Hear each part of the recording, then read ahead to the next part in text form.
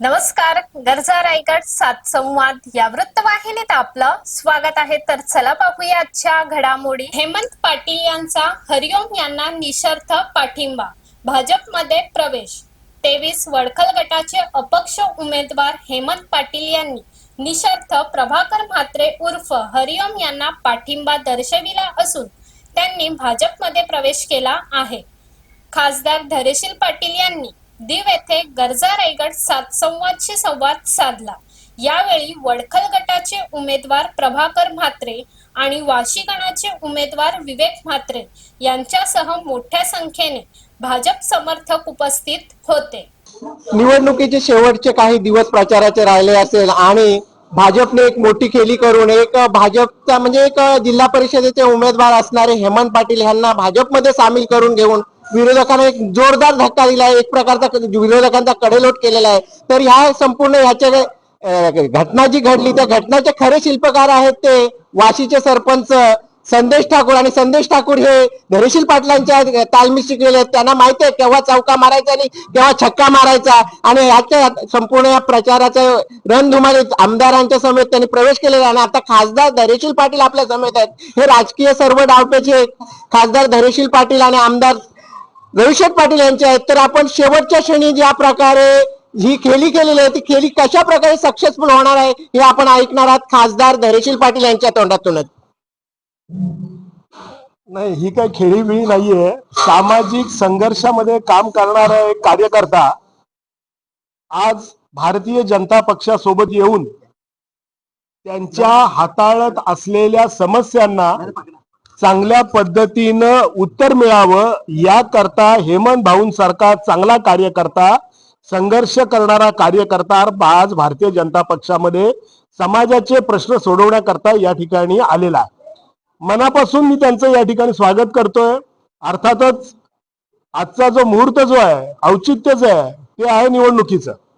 आणि आई भवानीच्या मंडपामध्ये, ज्या आई भवानीच्या मंडपामध्ये खऱ्या अर्थानं शेतकऱ्यांच्या जमिनी वाचवण्याची चळवळ खऱ्या अर्थानं सुरू झाली आणि ती फुलली, अशा या मंडपामध्ये आज आपण या ठिकाणी इथे उभे आहोत. एक गोष्ट निश्चितपणाने आहे, हेमंत भाऊच्या प्रवेशानं भारतीय जनता पक्षाचे उमेदवार मान्य हरिओम भाऊ आणि मान्य विवेक यांचा विजय आज निश्चित झालेला आहे. ही गोष्ट या ठिकाणी खरी आहे. आईचा आशीर्वाद आहे, जनतेचा आशीर्वाद आहे, सर्व मंडळींची साथ आहे आणि म्हणून कमळाचा विजय या ठिकाणी पक्का आहे. नाही, खरंच आपण या ठिकाणी आदरणीय खासदार धैर्यशील दादांना आपण या ठिकाणी ऐकलत आणि माझ्या मनातला जे वाक्य होते त्या दादांनी या ठिकाणी अचूक ओळखलेलं. कारण ते एक बोलतात ना, दादांचा हा पिंड जो आपण जर पाहिला असेल तर तो पूर्वीपासूनचा एक लढवय्याचा किंवा एका आंदोलकाचा राहिलेला आहे कायमस्वरूपी. आणि आमच्या घरातच ते पूर्वीपासूनचा बालकडू राहिलेला आहे. त्याच्यामुळं समाजासाठी लढणं हे आमच्या पूर्वीपासून रक्तामध्ये राहिलेलं आहे आणि घरातीलच तो वारसा असल्यामुळं मी देखील त्याला काही अपवाद ठरलो नव्हतो. सातत्याने या ठिकाणी पाहत होतो की माझ्या खारेपाटाच्या समस्या असतील, मग विद्यार्थ्यांच्या सामाजिक असतील, शाळेच्या शैक्षणिक असतील, आरोग्याच्या असतील, किंबहुना आताचा आपण या ठिकाणी पाहिलं तर पाणी प्रश्न असेल, या अगोदर देखील अनेक लोकांनी या ठिकाणी चळवळी उभ्या केल्या, अनेक आंदोलनं झाली, आपण त्यासाठी सातत्याने भांडतोय.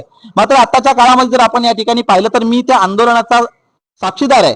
एकदा नव्हे तर दोनदा त्यावेळेला आम्हाला त्या ठिकाणी पाहण्यासाठी आपण जे आंदोलन उभं केलं, सन्माननीय दादांच्या मार्फत असतील किंवा सर्वच इथच्या लोकप्रतिनिधींनी आपल्याला त्याच्यासाठी विधानसभेमध्ये ज्या वेळेला अधिवेशन चालू होतं त्यावेळेला ते आवाज लावून धरला. आदरणीय मुख्यमंत्री देवेंद्र फडणवीस साहेब यांनी देखील त्या ठिकाणी आपल्याला अधिवेशनामध्ये शब्द दिला की ही आपली जी वाढीव सुधारित चतुर्थ सुप्रमा आपल्याला जी हवी होती हेटवण्याच्या कायद्यासाठी, त्याला देखील तात्काळ त्या ठिकाणी मंजुरी दिली. आता त्याचं काम देखील या ठिकाणी चालू झालेलं आहे आणि लवकरच ते आपल्याला पाहण्याचा प्रश्न देखील या ठिकाणी सुटेल. किंबहुना आता जर संघर्ष करत असताना मी स्वतः आंदोलक राहिल्यामुळे स्वतःला काय क्लेश होतात, काय वेदना होतात, स्वतःचा जीव धोक्यात घालून आंदोलन करणं हे किती कठीण आहे हे मला नक्कीच जाणवतंय. त्यामुळे माझ्या सोबत बसलेले माझे सर्वच आंदोलक सहकारी असतील ते असतील किंवा किंबहुना याच्या अगोदर करणारे असतील किंवा इथून पुढे देखील अशा स्वतःच्या जीवाचा क्लेश करून आत्मक्लेश करण्याची वेळ संघर्षाची आपल्यावर येऊ नये, म्हणून सत्तेच्या मार्गातून आपला हा प्रश्न या ठिकाणी सहजपणे सोडला जाऊ शकेल. आणि प्रशासकीय लेवलवर जर आपल्याकडे अशा प्रकारची जर संपूर्ण केंद्रामध्ये असेल, राज्यामध्ये असेल किंबहुना जिल्ह्यामध्ये असेल, नवे नवे तर आपल्या पेन तालुक्याचे विद्यमान आमदार देखील असेल, ही जर प्रशासकीय यंत्रणा जर सत्ता जर संपूर्णपणे आपल्या ताब्यात असेल तर अशा पक्षामध्ये जर मला माझं काम करण्याची जर या ठिकाणी संधी मिळत असेल तर निश्चितपणे हे प्रश्न रस्त्यावर न येता या ज्या ज्या वेळी यायला लागेल त्या त्या वेळी तर आपण येतच असतो, मात्र या प्रशासकीय लेवल मधून असेल किंवा या राजकीय ताकदीच्या माध्यमातून अधिक चांगल्या प्रकारे सोडवले जाऊ शकतील असं मला या ठिकाणी निश्चितपणे खात्री पडलेली आहे. आणि तुम्ही या ठिकाणी पाहताय की काही जण म्हणतील की भारतीय जनता पक्षातच प्रवेश का, तर मी निश्चितपणे सांगेन की पक्ष महत्वाचा नाहीये, तर तिथली माणसं महत्वाची आहे, तिथला कल्चर महत्वाचा आहे, तिथला आपल्याला आपुलकी देणारा, आपल्याला समजून घेणारा, आपल्यातील कलागुणांना ओळखून त्याला वाव देणारी माणसं ज्या ठिकाणी असतील त्यांच्या ठिकाणी निश्चितपणे जोडलं गेलं पाहिजे. आणि आदरणीय दादांसारखी व्यक्तिमत्व या ठिकाणी असतील तर निश्चितपणे त्या ठिकाणी वाव आहे. मी या ठिकाणचे आपल्या जिल्हा परिषदचे उमेदवार हरिओम दादा यांच्याबद्दल निश्चितपणे बोलेन की खरोखर प्रत्येकाला आपल्या घरातील आपला भाऊ, आपला मित्र, आपला सखा सोबती, आपला हमदर्द वाटावा असं हे अतिशय सर्वांना मिळून मिसळून गेलं, अतिशय मितभाषवी, अतिशय निगर्वी असं हे व्यक्तिमत्व आहे.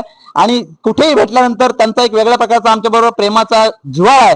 त्याच्यामुळे राजकारण हे वेगळ्या पलीकडच्या गोष्टी जरी असल्या तरी एक वेगळ्या प्रकारची आत्मीय बॉन्डिंग जी त्यांच्याबरोबर माझी राहिलेली आहे कायमस्वरूपी. आणि म्हणूनच मी या ठिकाणी हा निर्णय घेतलाय. आणि या सर्वांच्या माध्यमातून माझ्या नेतृत्वाला देखील जे मला काही या ठिकाणी समाजासाठी काम करत असेल त्यासाठी देखील मला योग्य प्रकारचा प्लॅटफॉर्म, योग्य प्रकारची संधी या ठिकाणी निश्चितपणे मिळेल असं आदरणीय दादा असतील किंवा सर्वच मंडळींनी या ठिकाणी मला त्याची ग्वाही दिलेली आहे.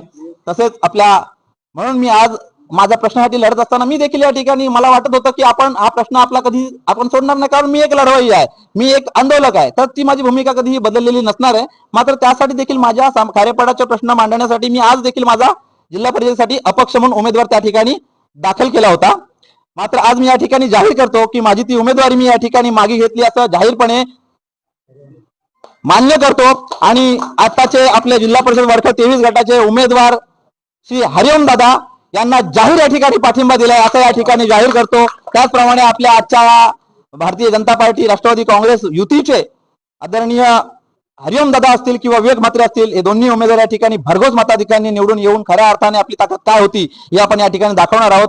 खारे पाटील सर्व माता भगिनींनी ज्या प्रकारे माझ्यावर विश्वास ठेवला, माझ्यावर प्रेम केलं आणि मला भरभरून माझ्या ग्रामपंचायत मध्ये मतदान केलं होतं, तो विश्वास मित्रांनो कुठेही ढळलेला नाहीये. आजही त्या सर्व माता भगिनी माझ्या त्याच प्रकारे आशीर्वाद देऊन सोबत आहेत. तोच आशीर्वाद आपल्या दोन्ही उमेदवारांच्या पाठी नक्की या ठिकाणी त्या उभ्या करतील असा मी या ठिकाणी विश्वास करतो. तर अशाच अनेक ताज्या घडामोडी पाहण्यासाठी गरजा रायगड 7 संवाद या वृत्तवाहिनीला सबस्क्राईब करून बेल आयकॉन वरती क्लिक करा.